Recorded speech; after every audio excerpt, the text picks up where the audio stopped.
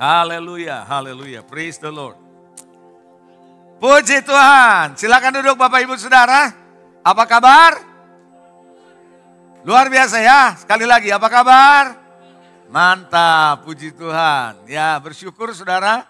Waktu berjalan cepat. Bentar lagi kita akan dengar lagu-lagu Natal nih ya. Di mall, dimanapun kita akan dengar.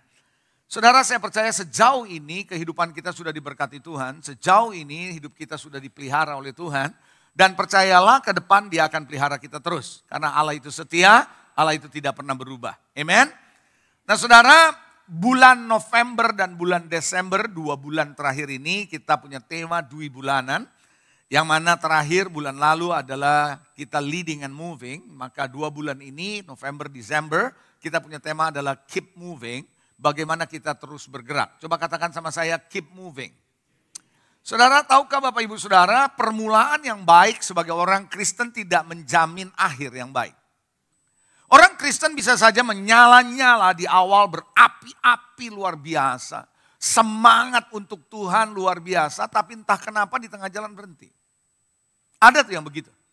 Saudara, ini bukan cuma hanya jemaat, tetapi juga ada yang namanya pendeta yang seperti itu.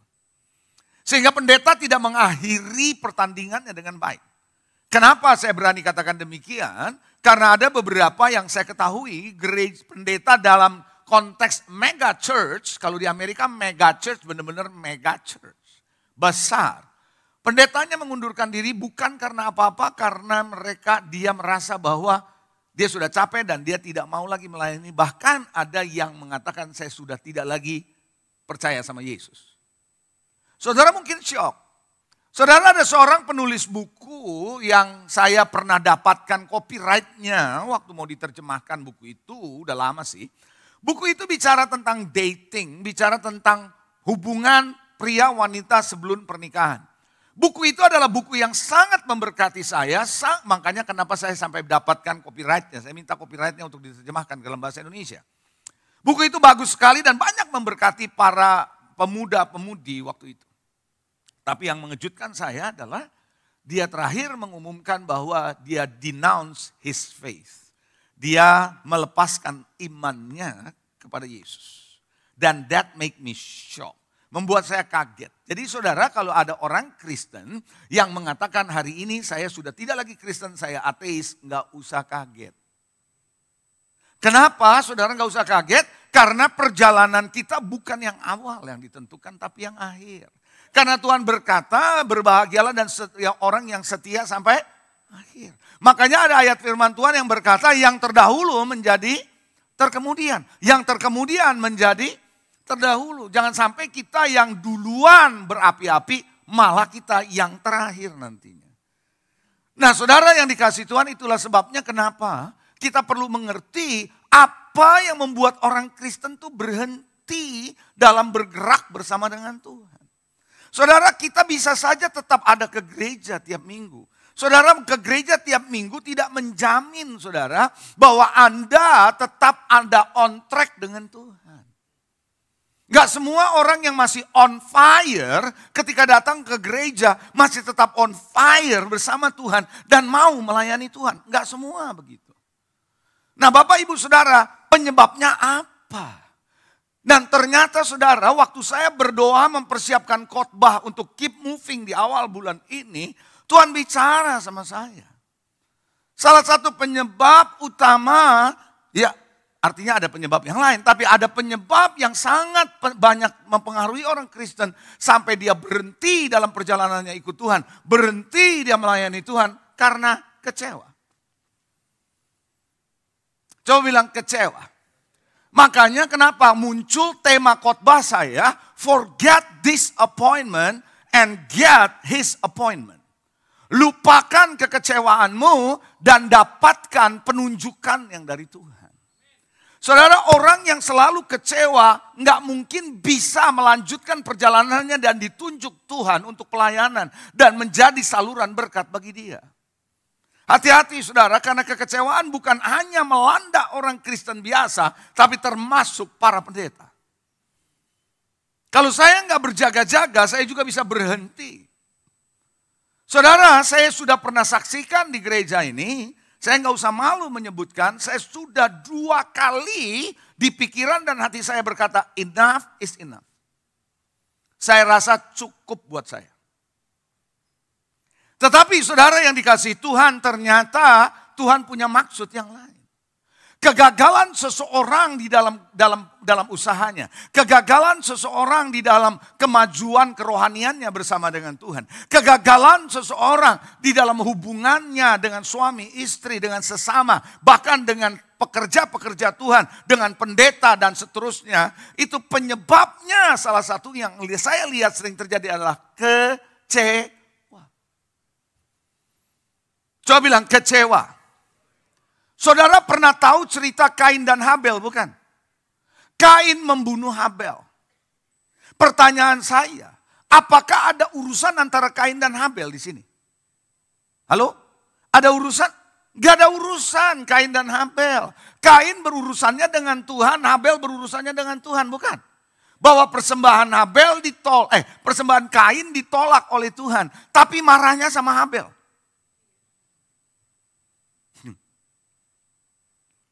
Saudara yang dikasihi, hati-hati.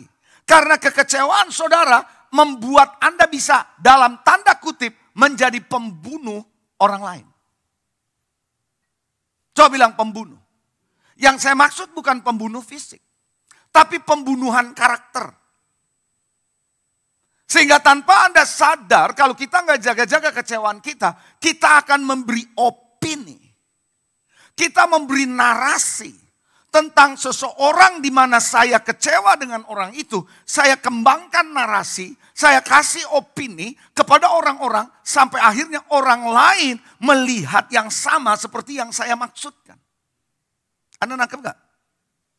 Itu sebabnya dengan kekuatan sosial media itu akan memperkeruh keadaan. Saya ambil contoh aja supaya gampang, saudara. Kasih contohnya saya. Kalau saudara kecewa sama saya. Katakan kasih contoh nama ya. Reber. Reber kecewa sama saya. Saudara mau tahu apa yang dia bisa lakukan? Dia bisa mengeluarkan opini tentang saya. Dia bikin narasi tentang saya. Lewat omongannya ketika dia berinteraksi dengan anak-anak Tuhan. Baik di gereja ini maupun di luar. Termasuk kalau dia aktif di sosial media, dia bisa mengembangkan narasi tentang saya. Sehingga orang yang tidak kenal saya, maka mereka yang melihat itu kenalannya sama Reber, bisa percaya kalau saya begitu. Betul atau enggak? Anda ngerti enggak maksud saya? Coba yang ngerti lambaikan tangan. Sehingga tanpa sadar, Reber sedang melakukan pembunuhan karakter kepada saya. Seperti waktu tahun lalu dia jadi Kain. Anda paham gak? Tanpa sadar. Makanya jangan heran saudara. Ada komentar-komentar nyinyir. Ada nyinyir, tahu nyinyir? Komentar-komentar nyinyir di sosial media. Yang sering disebut akun satir. Nyinyir dengan pendeta, nyinyir dengan gereja, nyinyir dengan orang Kristen. Jangan heran akun satir banyak followernya. Dan kebanyakan followernya yang mirip juga dengan yang membuat akunnya. Tanpa disadari. Kayaknya Anda ngerti apa enggak? Anda menyimak maksud saya. Sehingga kita mulai nyinyir. Saudara, sehingga bahasa mereka, saya ini mengkritik kok. Kritik saya membangun. Bahasanya begitu. Tapi landasannya kecewa. Dasarnya kecewa lalu dibungkus dengan hal yang kelihatannya masuk akal. Halo? Tanpa disadari Bapak Ibu Saudara, kita menjadi pembunuh-pembunuh karakter. Tanya sebelah saudara, kamu pembunuh bukan? Tanpa kita sadari. We speak this karena kita mengkondisikan seperti itu. Dan kita menjadi kain-kain dalam tanda kutip karena masalah kecewa. Amen. Rupanya tema ini sama ibadah 1 sama ibadah 2. Membuat orang itu memperhatikan.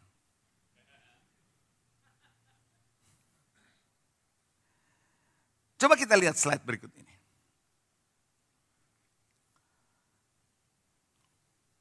Oke. Kalau Anda pernah dikecewakan oleh gereja, itu terjadi karena orang-orangnya, bukan karena Tuhan. Dan ada lanjutannya, makanya saya tulis. Tapi setiap orang sedang belajar dan bertumbuh. Coba baca sama-sama saya, 1, 2, 3. Kalau Anda pernah dikecewakan oleh gereja, itu terjadi karena orang-orangnya, bukan karena Tuhan. Dan setiap orang sedang belajar dan saudara sedang belajar enggak? Saudara sedang bertumbuh enggak? Kira-kira orang yang bikin Anda kecewa sedang belajar enggak? So, kenapa dipermasalahkan? Karena orang itu sedang bertumbuh dan belajar. Anda juga sedang tumbuh dan belajar. Kita nih masing-masing. Cuman beda levelnya aja. Ada orang yang sudah dalam waktu pelayanan cukup lama, dia tetap belajar seperti saya misalnya. Anda juga sudah dalam sebagai orang Kristen, sebagai jemaat pelayan Tuhan dalam titik tertentu, Anda juga belajar. So kita sama-sama moving on. Ya atau enggak? Amin. Karena belum ada manusia yang sempurna di atas muka bumi ini. Makanya kalau Anda membaca saudara, jangan heran saudara, kekecewaan itu bisa menimbulkan banyak masalah dengan sesama. Kalau sesama itu terus beredar di dalam gereja, makin ramai kalau di dalam gereja, jadi noise. Amin. Kejadian 4 ayat 6 sampai 7 saya baca aja ayatnya saudara. Firman Tuhan kepada Kain, mengapa hatimu panas, mukamu muram? Apa kamu tidak akan berseri jika engkau berbuat baik? Tapi jika engkau tidak berbuat baik, dosa sudah mengintip di depan pintu. Ia sangat menggoda engkau, tapi kalimat terakhir ini saya suka. Engkau harus berkuasa. Yang namanya dosa menggoda, yang namanya emosi menggoda, tapi Anda harus. Berarti Anda diberi kuasa untuk bisa mengendalikan ini. Kalau ada orang bilang begini, saya tidak punya kendali lagi. Saya udah emosi, saya nggak bisa lagi kendalikan. Saya rasanya saya meledak, saya nggak bisa dikendalikan. Itu namanya kesurupan. Hanya orang kesurupan yang tidak bisa mengendalikan dirinya. Dan ini butuh Ghostbuster untuk ngusir setan. Tapi kalau Anda tidak kesurupan, Anda punya power to conquer, untuk menguasai. You have the choice to choose. Anda punya pilihan. Makanya di dalam slide saya bilang kekecewaan itu merusak hubungan dan menghambat kemajuan seseorang. Makanya orang gak bisa maju, ngalamin stagnasi dalam kerohaniannya, stagnasi dalam progres segala pekerjaannya, oleh karena dia kecewa. Maka itu saudara, Anda harus forget disappointment. Lupakan kekecewaanmu. Ibrani 12 ayat 1 sampai 3 saya akan bacakan. Karena kita punya banyak saksi bagaikan awan yang mengelilingi kita. Marilah kita meninggalkan semua beban dan dosa yang begitu merintangi kita. Beban-beban masa lalu, bagasi masa lalu, salah satunya trauma, luka, kecewa, itu jangan membebani perjalananmu ke depan.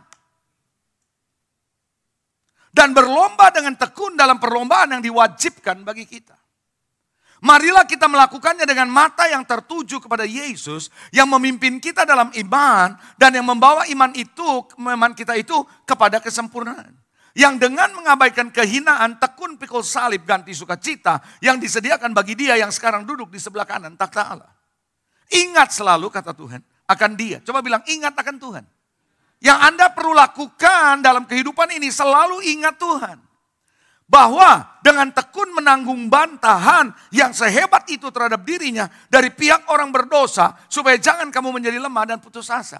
Kalau Anda berkata saya dikecewakan, lihat Yesus yang menanggung bantahan yang begitu hebat di atas kayu salib. Masalahnya begini, Yesus datang ke dunia ini untuk menebus orang-orang ini. Untuk menyelamatkan orang-orang ini, betul nggak? Untuk menyelamatkan mereka, untuk memberikan hidup kekal. Kebaikan Tuhan ditukar dengan bantahan yang begitu hebat. Kalau Anda bilang kecewa, Anda mesti lihat Yesus. Itu kecewanya dahsyat itu. Anda mau berbuat baik sama orang, orang lain melakukan sesuatu keburukan buat saudara. Kalau Yesus berkata demikian, ingat aku menanggung bantahan kayak begitu. Engkau dalam menderita, kalau Anda baca lanjutannya, belum meneteskan darah.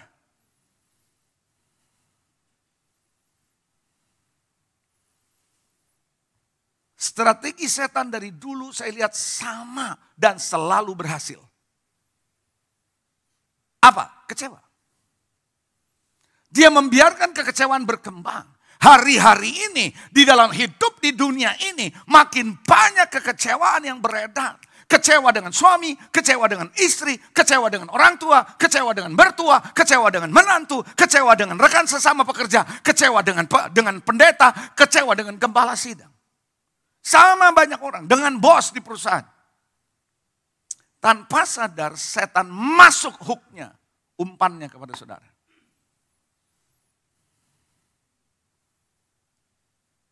Halo? Saudara nangkap? Anda menyimak?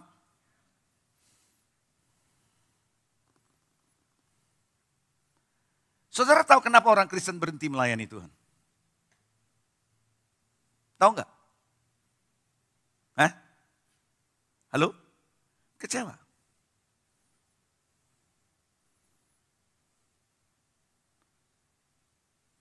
Gini ya. Ketika Anda masuk di pelayanan. Are you ready? Saya siap masuk pisau lebih dalam. Ini bukan pisau biasa, ini bukan pisau silet. Pisau operasi. Anda siap? Ketika Anda masuk dalam pelayanan, Anda harus siap yang namanya gesekan. Karena Anda tidak berhubungan dengan robot. Anda berhubungan dengan orang. Nah, ketika ada gesekan, berarti berpotensi membuat Anda kecewa. Nah, karena saudara pernah dikecewakan lewat pelayanan, Anda berhenti. Ikutin saya ya, dengar baik-baik. Anda berhenti dari pelayanan, Anda nggak mau melayani lagi. Halo? Ketika Anda tidak melayani lagi, Anda tidak ada gesekan. Dan Anda pikir, Anda aman. Saya beritahu saudara, Anda tidak baik-baik saja. Saudara mau tahu kenapa? Karena Anda nggak pernah tahu tingkat kedewasaan dan kematangan rohanimu kalau Anda tidak mengalami gesekan. Ternyata waktu Anda di pelayanan, baru, gua tersinggung. Anda lagi pelayanan lagi, bikin gua kecewa. Apa ini? Bikin gua pahit. Sadar nggak? Waktu Anda melayani kayak gitu, di situ Anda di-expose Anda seberapa dewasa dan matang sebagai orang Kristen.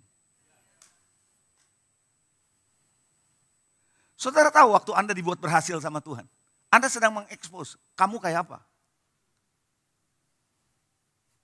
Bukan cuma waktu miskin. Waktu Anda kaya, diberkati Tuhan, sukses, usahamu maju, Tuhan lagi tes Anda. Kamu kayak apa coba? Kamu masih tetap setia sama aku apa setia sama duitmu? That's a test. Waktu Anda melayani, it's a test for you. Apakah Anda masih cukup dewasa sekarang? Sudah dewasa atau belum? Jangan sampai 15 tahun di KKS. Ternyata, tantar tersinggung. Tantar kecewa, tantar sakit hati, tantar bilang gua berhenti deh. Saudara 15 tahun ngapain aja di GKS?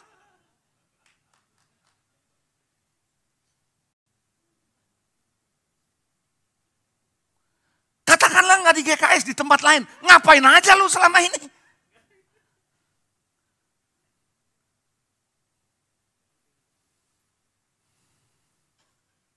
Halo? Amin. Anda dengar saya?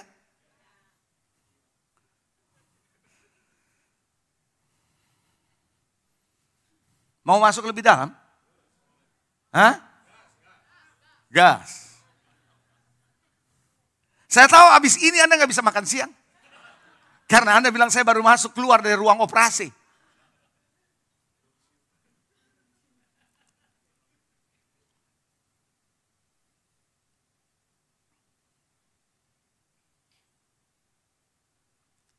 Kita baca Matius 11.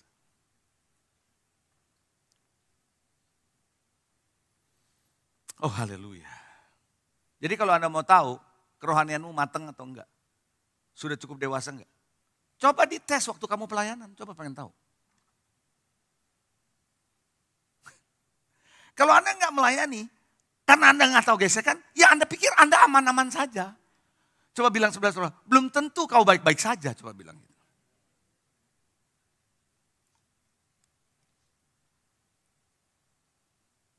Matius 11 ayat 2. Are you ready? Yang siap katakan amin.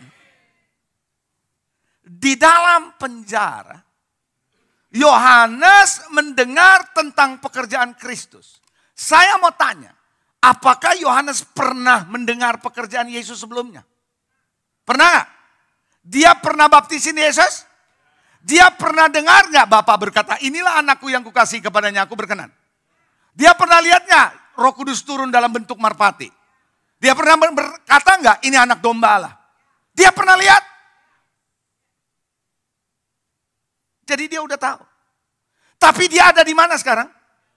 Dan tidak ada catatan di Alkitab saudara dan Alkitab saya. Yesus besuk Yohanes. Nggak ada di catatan. Kalau ada kasih saya sini, saya mau lihat.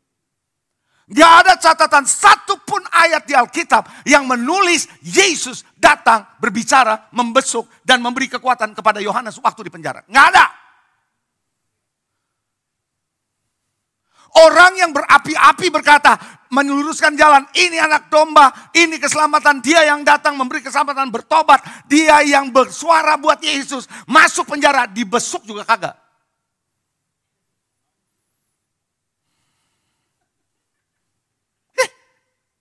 Anda ikutin saya? Saya bawa ke dalam dunia modern sekarang. Anda anggota HOM, sakit kagak dibesuk. Ketua HOM tidak datang.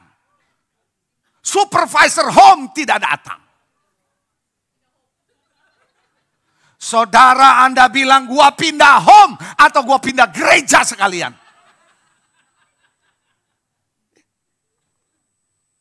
Why? Karena Anda kecewa. Apa kesimpulan saya salah? Mari kita lanjut.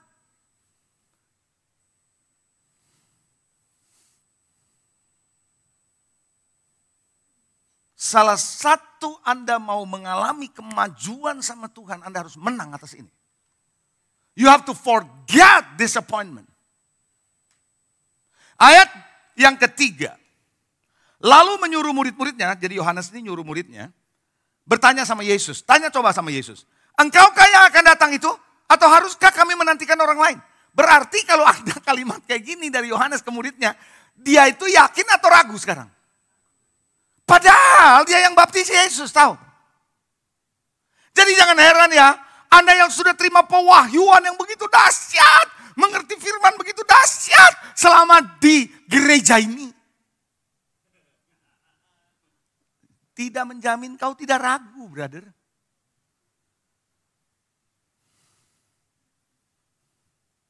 Halo? Itu apa kurangnya dia udah lihat Yesus? Tapi masih nanya. Ayat 4. Yesus jawab kepada murid-muridnya si Yohanes. Pergi kamu kasih tahu sama bosmu. Apa yang kamu dengar? Apa yang kamu lihat?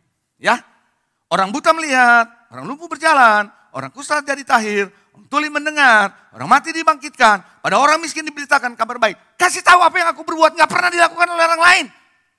Artinya apa? Yakinkan bahwa ini aku nih Mesias. Betul. Tapi yang menarik ayat yang ke-6 dong. Dan berbahagialah orang yang tidak menjadi kecewa dan menolak aku. Tuhan lagi kasih tahu sama murid-muridnya, kasih tahu bos lu, jangan kecewa. Karena kecewa dengan menolak Tuhan itu pasti berdekatan.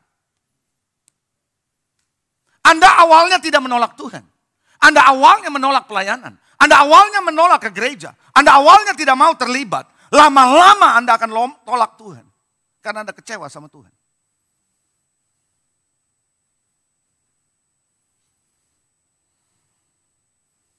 Tahu nggak orang kecewa itu sulit dihampiri? Ayo dong kita doa. Hah enggak deh. Ayo dong enggak mau. Lu ngomong gereja. Lu jangan ngomong gereja lagi sama gue. Gue udah sebel sama pendeta. Gue udah sebel sama gereja. Apa tuh gereja? Lu tahu gak hidup gue rusak gara-gara gereja? Gitu. Jangan ngomong gereja sama gue lu. Gue benci sama gereja. Jangan heran ada orang Kristen berubah ateis. Kenapa? Strategi setan tahu? Kecewa. Anda nyimak saya?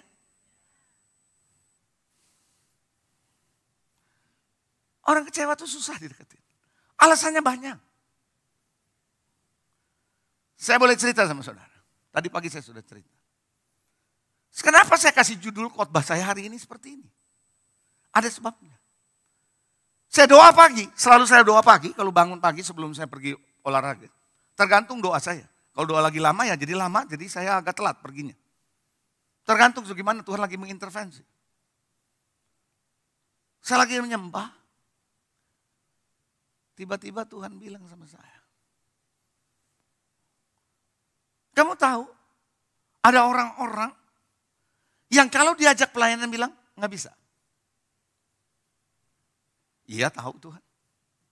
Ingat ya, nggak ada yang kasih tahu saya loh.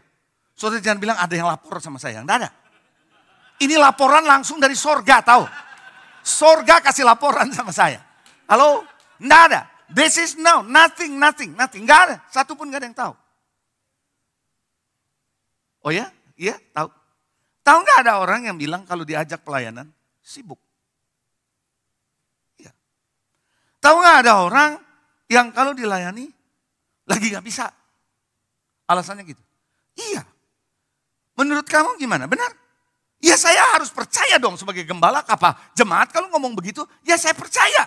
Kalau mereka bilang nggak bisa, ya memang nggak bisa. Kalau mereka bilang sibuk, ya saya percaya sibuk. Ya kan gitu ya? Puji Tuhan, haleluya, praise the Lord. Kan gitu ya. Tapi Tuhan bilang, itu kamuflase. Kamuflase. Alasan utama itu yang keluar kelihatan rasional.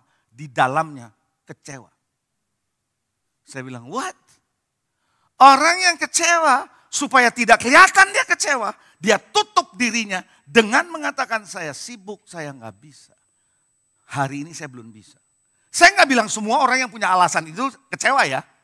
Tapi banyak orang punya alasan begitu Tuhan katakan karena kecewa. Lalu Tuhan kasih tahu saya, ngomong dengan tegas, jangan belajar munafik di gereja.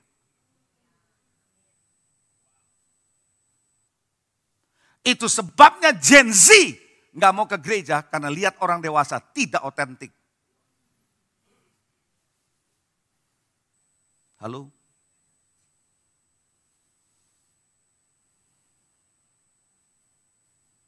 Sulit dihampiri.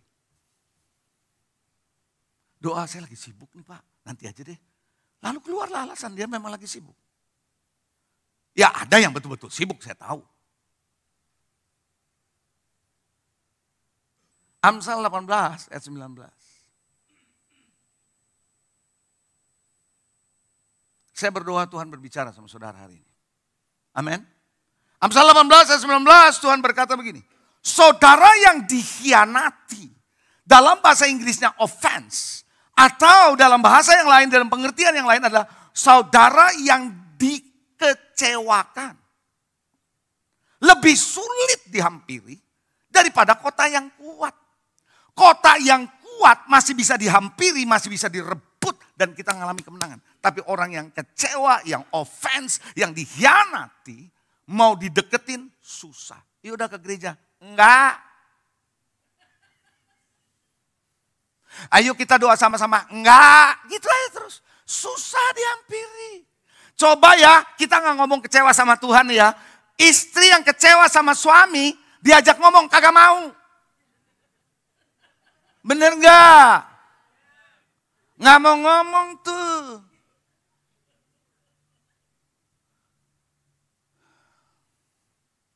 Suami ya, suami yang kalau dikecewakan sama istri juga begitu, dia nggak mau ngomong. Emang pada dasarnya suami nggak mau ngomong, ditambah kecewa, makin nggak ngomong, saudara. Dan Anda butuh pewahyuan untuk mengerti apa yang dimaksud dalam pikiran. Saudara mau tahu kenapa Yesus ditolak di Nazaret? Ayo kita baca. Matius 13. Haleluya. Matius 13, 53 sampai 58. Setelah Yesus selesai menceritakan perumpamaan itu ia pun pergi dari situ.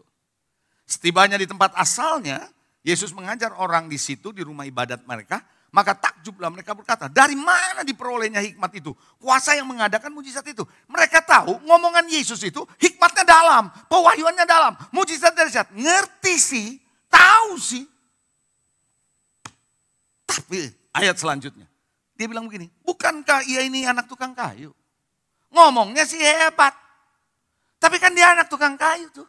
Ibunya kan bernama Maria toh. Saudara-saudaranya Yakobus, Yusuf, Simon, dan Yudas. Bukankah saudara-saudaranya perempuan semua ada bersama kita?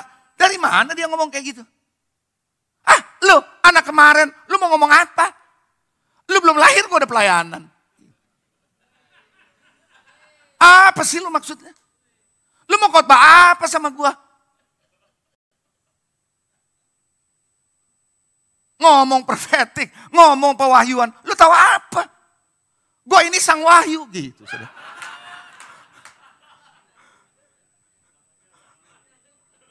Namanya wahyu soalnya.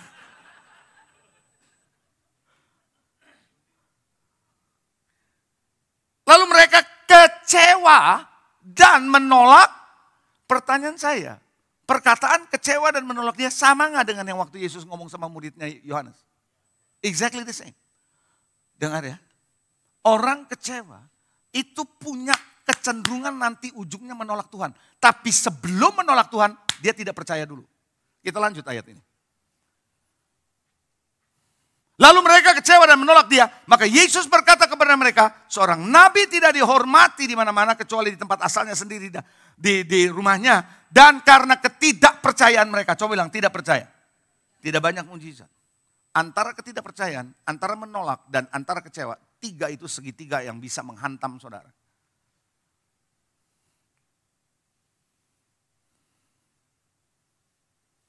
Anda mau pindah gereja 7 kali. Kalau kecewa ini nggak selesai, nggak akan beres. Karena kita gampang menampilkan yang di luar, tapi di dalamnya nggak beres. Perempuan Samaria, waktu mau mengambil air, saya mau tanya sama saudara. Anda tahu cerita ini kan? Sebenarnya yang dia butuh air yang secara fisik atau air yang di dalam. Tapi kelihatannya di luar, dia ngambil air dari luar. Tapi Tuhan tahu kedalaman. Makanya Tuhan bilang kalau kamu minum air dari ini kamu haus lagi. Tapi kalau engkau minum dari aku engkau tidak akan haus. Orang kecewa menampilkan yang berbeda dari yang di dalam. Kalau ngomong sama dia sweet, bagus, baik, keren, kuat, mantap, berrohani, luar biasa.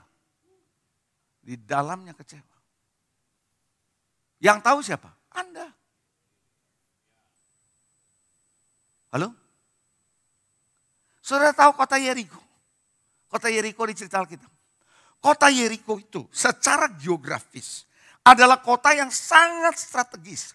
Perdagangan itu pasti lewat kota Yeriko.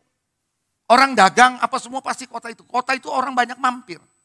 Dan hebatnya lagi, dengar baik-baik. Di kota itu, di luar kota itu ada tumbuh-tumbuhan fragrance yang menghasilkan wangi-wangian.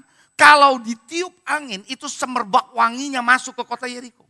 Jadi kota Yeriko adalah kota yang semacam kalau sekarang mungkin metropolitan, begitu rame dikunjungi orang, tapi juga kalau hari-hari tertentu wanginya luar biasa. Tapi Alkitab mencatat, ada banyak keguguran bayi. Pernah baca? Ada banyak keguguran bayi di kota itu. Kota yang kelihatannya bagus di luar, ternyata tidak bisa menghasilkan keturunan. Kalau bahasa sekarang kerennya tidak ada next gen.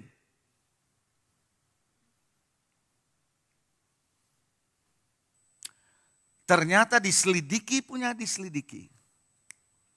Persoalannya adalah sistem airnya ngaco. Baca di Alkitab. Air itu bicara yang di dalam saudara, air yang mengalir dalam diri saudara. Itu bermasalah sehingga membuat kita tidak produktif. Sehingga Elisa harus menebarkan garam. Pernah baca? Jangan pernah menampilkan hal yang kelihatannya you are okay but you are not okay.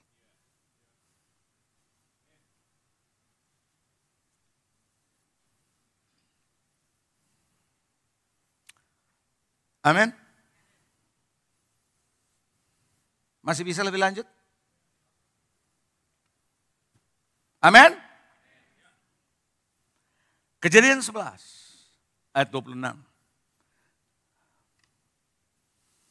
Saya ngomong begini saudara. Karena saya tahu ini bukan cuma sekedar orang Kristen biasa saja atau orang-orang Kristen pada umumnya. Tapi termasuk pendeta-pendeta. Kalau nggak hati-hati stop loh jalannya. Pasti stop. Setan tuh tahu strategi yang paling berhasil bertahun-tahun sampai hari ini adalah kecewa. Itu paling sukses. Dia paling ciami itu pamungkas. Tahu pamungkas? Kejadian 11:26. Saya ajak saudara simak, saya yakin Anda jarang melihat ayat ini seperti saya lihat. Are you ready? Setelah Terah, papanya Abram, hidup 70 tahun, ia memperanakan Abram, Nahor, dan Haran. Siapa anaknya? Abram, Nahor, siapa lagi? Coba bilang Haran. Namanya Haran ya, bukan Heran. Inilah keturunan Terah. Terah memperanakan Abram, Nahor, dan Haran. Haran memperanakan Lot. Ketika Terah ayahnya masih hidup, matilah siapa? Haran di mana? Di negeri kelahirannya di Ur-Kasdim. Jadi mereka sekeluarga berasal dari tempat yang namanya Ur-Kasdim.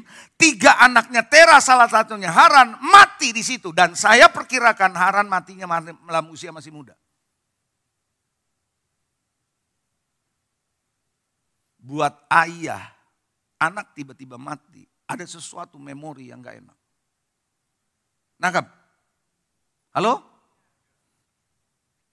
Abram dan Nahor kedua-duanya kawin. Nama istri Abram ialah Sarai dan nama istri Nahor ialah Milka. Anak Haran yaitu Milka dan Yeska. Sarai itu mandul, tidak punya anak. Lalu perhatikan, Terah membawa Abram, anaknya serta cucunya yaitu Lot, anak Haran, Sarai menantunya, istri Abram anaknya. Eksodus semua. Saya memang gak ada ayatnya, tapi saya memperkirakan Eksodus ini ada keterkaitannya dengan kematian Haran.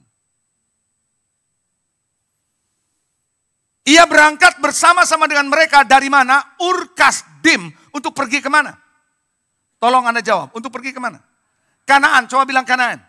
Tuhan sedang membawa bangsa Israel ke Kanaan kan sebenarnya. Dia lagi mau pergi kemana? Kanaan. Ayat 32. Bersama mereka. Ia berangkat bersama dengan mereka dari Ur-Kasdim untuk pergi ke tanah Kanaan. Lalu sampai mereka ke Haran, sebuah kota namanya apa? Namanya apa? Anaknya yang mati namanya apa? Dia sampai ke kota namanya apa? Gua udah lupain anak gua, muncul lagi nama Haran. Gua udah lama tinggalin gereja gua tuh dulu. Gua datang ke gereja, ngomongnya sama lagi. Yalah, apa sih?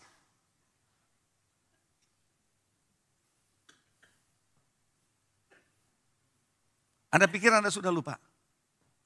Sampai Anda ketemu momen yang sama. Anda masih ingat. Saudara pikir saudara sudah lewat itu? Jangan main-main loh. Umur Tera 250 tahun. Lalu dia mati. Matinya di mana? Saya mau tanya, matinya di mana? Harusnya kemana? Orang stop maju sama Tuhan. Karena ada sesuatu yang dia bawa, belum selesai.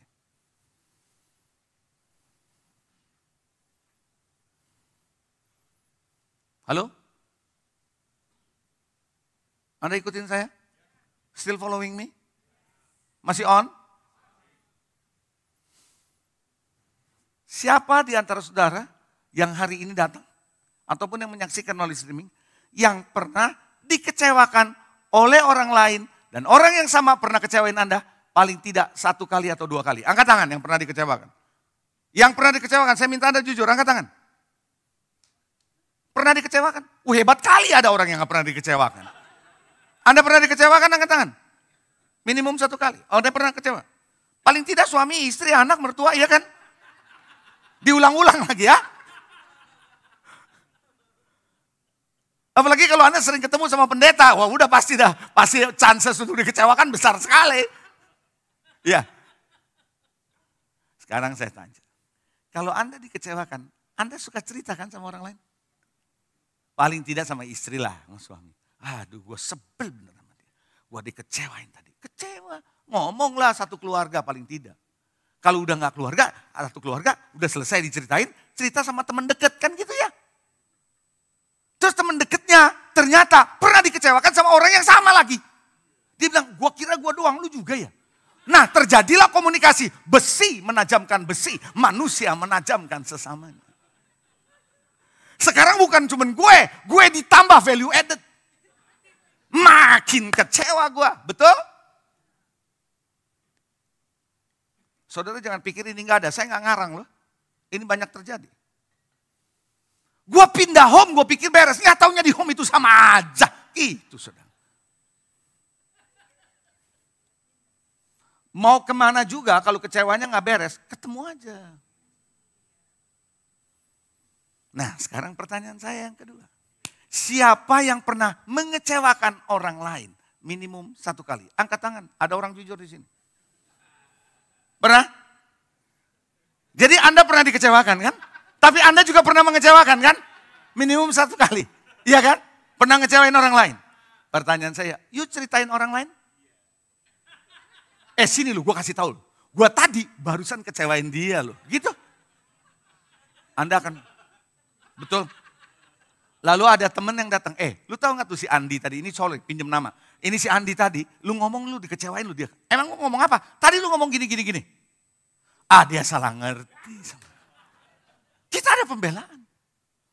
Kalau kita kecewain orang, kita tutup mulut tuh. Tapi kalau kita dikecewain orang, cerita kemana-mana kalau bisa kita teks WA. Kalau udah kayak gini, mana cenglinya? Ngerti cengli gak? Di mana fairness-nya? Giliran you dikecewain, you cerita. Giliran kita kecewain orang, kita diem aja.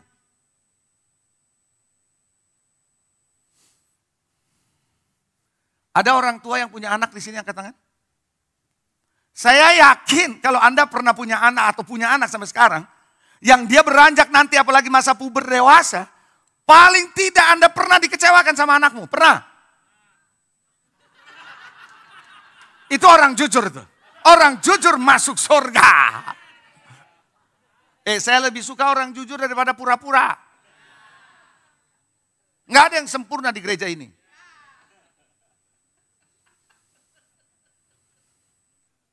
Terus kalau Anda dikecewakan sama anakmu, Anda bilang gini, mulai hari ini, papa berhenti jadi papamu. Jangan panggil saya papa lagi. Gitu. Gitu. Kalau Anda kayak gitu, Anda butuh konseling di gereja ini. Kenapa Anda tidak stop? Walaupun Anda dikecewakan. Emang orang perang gak pernah luka? Luka gak? Orang kalau perang luka, biasalah. Gak, aduh gue luka nih, aduh berarti luka. Ditembak mati loh.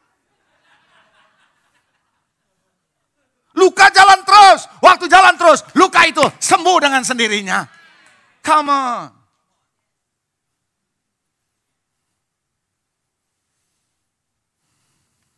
Tahu nggak kecewa apa nggak kecewa itu pilihan? Coba lihat slide saya. Kecewa atau tidak kecewa itu pilihan. Mau kecewa, pilihanmu. Jadi kalau Anda bilang, Pastor, saya kecewa. Berarti saya tahu, you milih itu. Selesai kalau Anda punya pilihan itu. Mau ngomong apa lagi karena Anda udah kecewa. Tapi Anda bilang, enggak, saya enggak kecewa. Kalau Anda mau menjadi orang yang dewasa dalam Tuhan, Anda harus siap menghadapi orang-orang dalam pelayanan yang bisa mengecewakan saudara tanpa Anda harus kecewa. Itu baru hebat.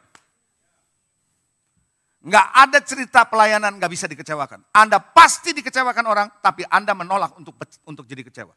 Anda terus move on. Itu baru namanya Anda menunjukkan Anda punya kerohanian terus maju. Jadilah orang Kristen yang siap untuk dikecewakan tanpa harus kecewa.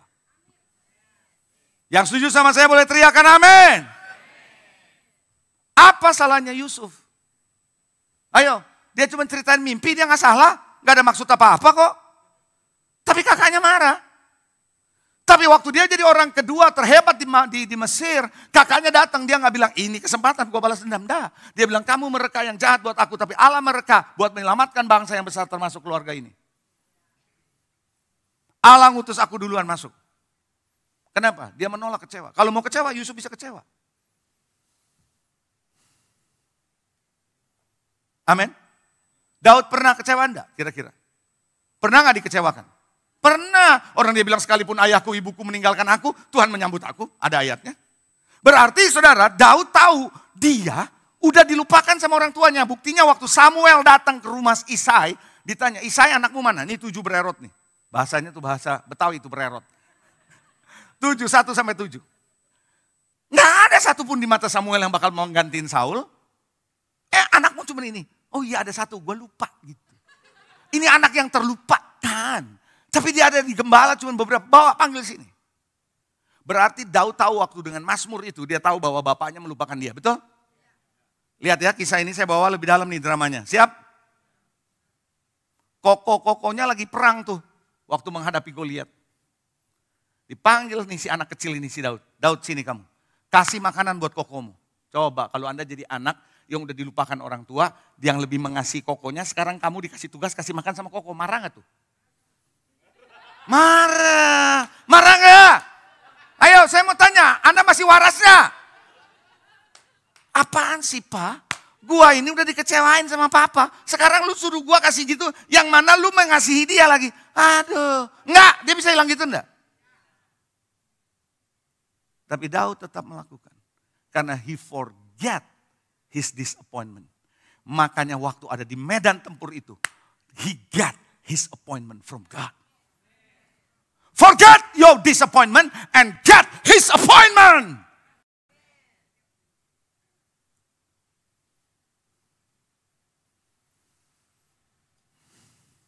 Orang pertama yang bisa menolak Daud bilang begini, enggak. Ya, tapi Daud tetap melakukan. Dia enjoy melakukan. Bahkan dombanya dia tinggalin dulu. Dia kasih makan. He becomes a pizza delivery boy. Dia enjoy lakukan itu. Dia lupakan itu. Pilihan ada di tangan saudara. Orang mau ceritain saudara, Anda gak bisa larang mulut-mulut dia. Kalau dia mau bikin dia update dia punya status di Instagram, Instastory, jelekin saudara, mau apa? Jari-jari dia, HP-HP dia. Anda bisa apa? Anda cuma berkata, omonganmu, tulisanmu tidak akan bersarang di hati saya. Kau boleh mengecewakan, tapi aku tidak akan pernah kecewa.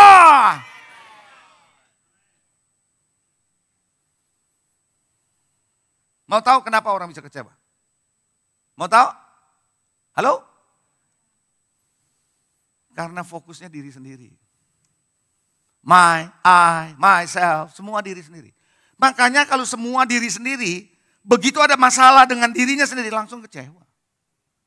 Biasanya orang yang gampang kecewa fokusnya diri sendiri, brother, sister. Berarti di situ justru Tuhan lagi nunjukkan, kamu perlu beresin masalah Anda punya self-centered. Makanya pelayanan itu bagus, tahu? 2 orang doang yang amin. Saudara, pelayanan itu bagus untuk mengekspos yang belum beres di hati kita tuh apa.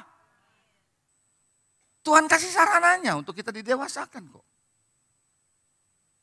Amin. Itu karena diri sendiri. Lalu yang kedua, saya melihat paling banyak orang gampang kecewa itu karena sombong.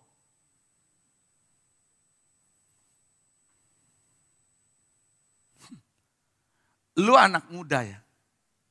Lu baru kerja, gaji lu berapa sih?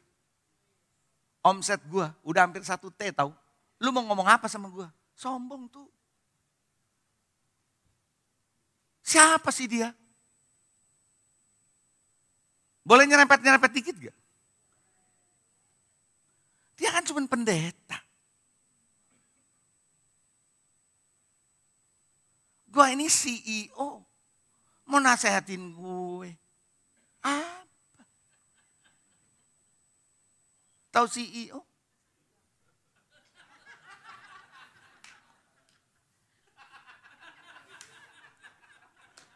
Jangan pancing-pancing.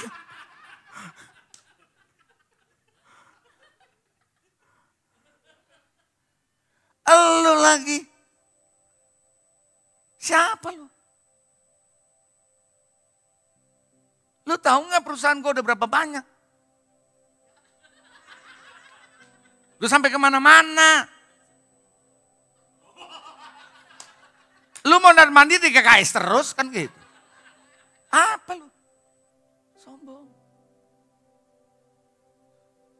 Yang ketiga saya melihat, luka lama, luka batin gak diberesin. Yang dibawa terus sampai ke gereja sekarang, sampai ke depan terus dibawa-bawa. Ini gak beres. Bagasi masa lalu, luka batin masa lalu gak diberesin. Ini yang bikin orang kecewa. Forget disappointment and get his appointment. Siap untuk bisa menang atas kekecewaanmu? Anda siap? Number 1. Fokus kepada kebaikan Tuhan. Ada ayat bilang, lihatlah dan kecaplah betapa baiknya Tuhan. Anda harus belajar untuk terus menikmati kebaikan Tuhan. Dan Anda akan mensyukuri akan kebaikan Tuhan. Kamu bisa ada sampai hari ini, kita bisa sampai hari ini. Karena the goodness of God. I love you Lord. For your mercy never fails me. All my life I've been held in your hand. From the morning that I wake up until I lay my head, I will sing of the goodness of God. All my life you have been faithful.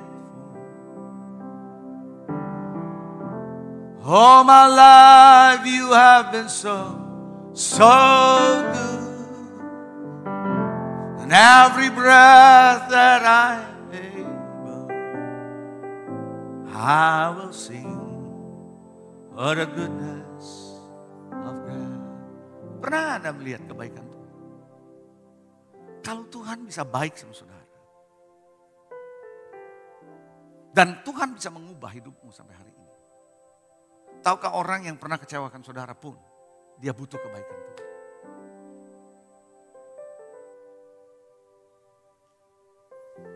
Kita semua sedang belajar. Kita semua sedang bertumbuh. Lupakan perfeksionismu.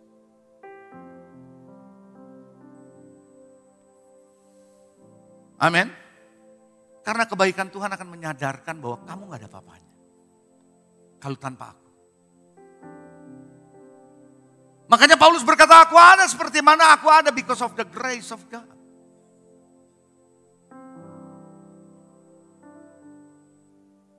Ingat kebaikan Tuhan. Renungkan kebaikan Tuhan. Bukan renungkan kejelekan orang. Ngapain? Gak ada beresnya, gak ada habisnya. Amin. Anda sedang membuat sampah di Anda punya emosi jiwamu hanya karena merenungkan yang begitu. Gua gak bisa digituin, gua gak bisa digituin, gua gak mau begitu. Anda mikirin terus buat apa? You bring your baggage. Yang gak ada gunanya buat masa depan. Forget it. Coba bilang sebelah saudara, lupakan tuh kecewa. Lupakan. Lo Anda kok yang bisa lakukan itu, bukan orang lain. Lupakan. Mau tahu caranya untuk melupakan? Jangan diingat.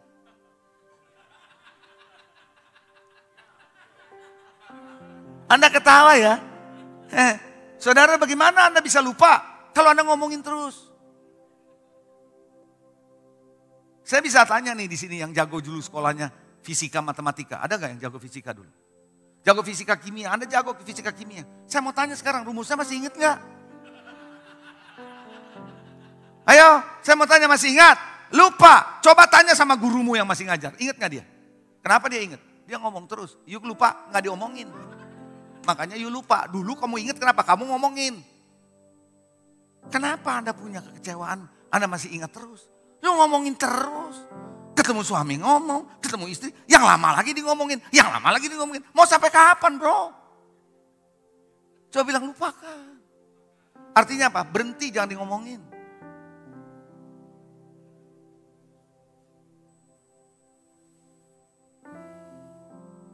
Yang kedua terakhir, Anda harus alami kasih Tuhan. Dan sadar bahwa hidup ini anugerah.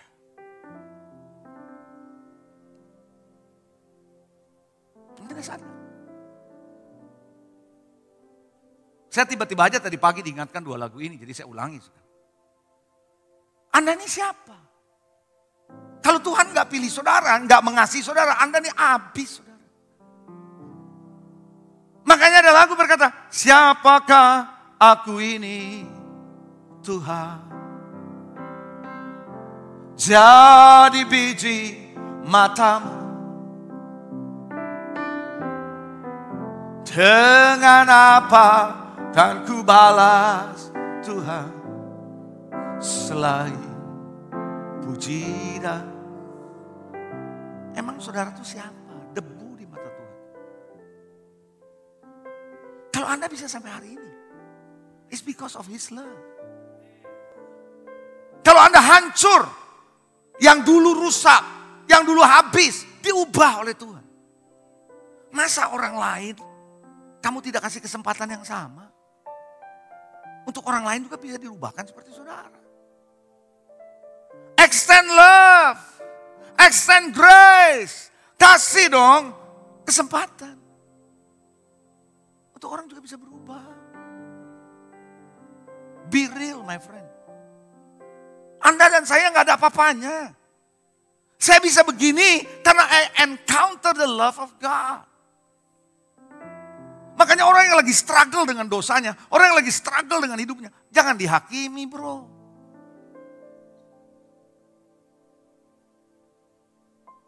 Bawa dia untuk mengalami kasih Tuhan. Bawa dia untuk bisa mengalami grace of God. Dulu Anda bilang sama orang ini, dia ngecewain gua nih setengah mati, biarin dia masuk neraka sekalian.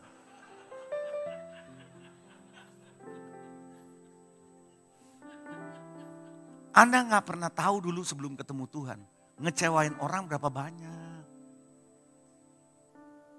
Berapa banyak kita kecewain orang. Cuman orang-orang itu pada tutup mulut aja. Coba kalau zaman dulu kamu waktu sebelum kamu mengalami Tuhan, Anda banyak melukain orang. Dan Anda dulu zaman itu sosial media kuat, Anda udah di mana-mana jadi viral.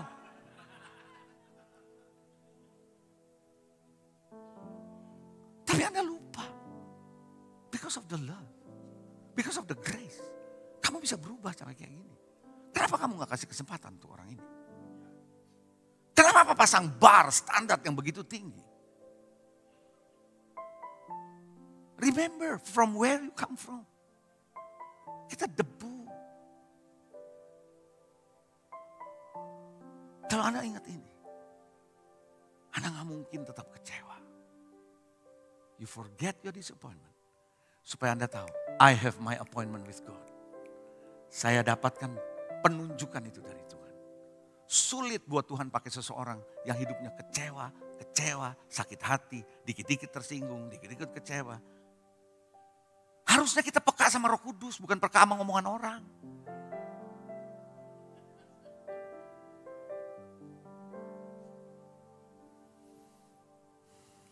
Siang hari ini, saya berharap firman ini menemui saudara di kursimu. Kalau Anda mau maju, you want to keep moving? Forget disappointment. Caranya gimana melupakan itu? Apa? Caranya gimana? Jangan diingat. Gimana supaya tidak diingat? Stop. Siang hari ini saya mau berdoa buat saudara. Saya percaya Roh Kudus bekerja. Banyak saya melihat orang Kristen akhirnya jadi bantet kerohaniannya.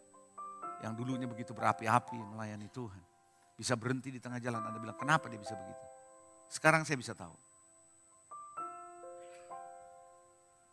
Salah satu penyebab, bukan satu-satunya. Kecewa. Kenapa ngomongan saya, nasihat saya gak didengerin? Kenapa ide saya gak didengerin? Kenapa usulan saya gak didengerin? Gak harus. Yang harus didengarin adalah pesan Roh Kudus. Amen. Saya berharap dengan firman ini membuat saudara sadar. Saya tutup dengan satu. Tadi pagi saya lupa ngomong ini. Tiba-tiba Tuhan ingetin saya. Saya mau tanya sama saudara. Hidup saudara sebenarnya ditentukan oleh siapa? Tuhan dan Anda? Atau ada orang lain yang menentukan hidupmu masa depan? Siapa? Siapa yang bilang saya dan Tuhan? Angkat tangan. Jadi hidupmu ditentukan oleh Tuhan dan Anda? Setuju? Realitasnya enggak. Kenyataannya enggak. Kalau Anda bilang Tuhan dan Anda enggak akan stop melayani. Anda enggak stop berhenti untuk maju bersama Tuhan. Kenapa Anda stop? Ada orang lain tuh yang bikin Anda kecewa. Berarti hidupmu tidak ditentukan hanya oleh Tuhan dan Anda, tapi orang lain. Kan lucu, masa depan saudara ditentukan orang lain. Betul enggak? Hidupmu kan ditentukan oleh Tuhan dan Anda, tadi Anda sudah ngomong. Kenapa Anda dipengaruhi orang lain? Karena Anda membiarkan hoax itu. The bait of Satan yang ada dalam tulisannya. Siapa namanya penulisnya? John Bevere. John Bevere menulis the bait of Satan. Itu namanya umpan iblis, itu kena. Kecewa. Membuat saudara berhenti. Ada banyak orang Kristen berhenti. Bukan karena dia sama Tuhan. Omong kosong. Kita cuma bilang, iya Tuhan sama saya. Enggak kenyataannya. Saya sudah lihat dari pengalaman hidup saya. Sebagai hamba Tuhan. Enggak gitu bro. Kekecewaan itu yang menghambat saudara. Anda enggak pernah tahu. Ada virus di dalam.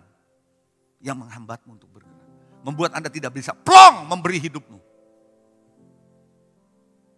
Karena Anda menjaga jarak. Anda tidak bisa memberi hidupmu, Anda tidak bisa memberi. Kenapa? Karena Anda tahu ada sesuatu yang menghambat. Hari ini saya mau berdoa supaya Roh Kudus membuka, menyingkapkan, membereskan itu. Once for all. Amen. Mari kita bangkit berdiri.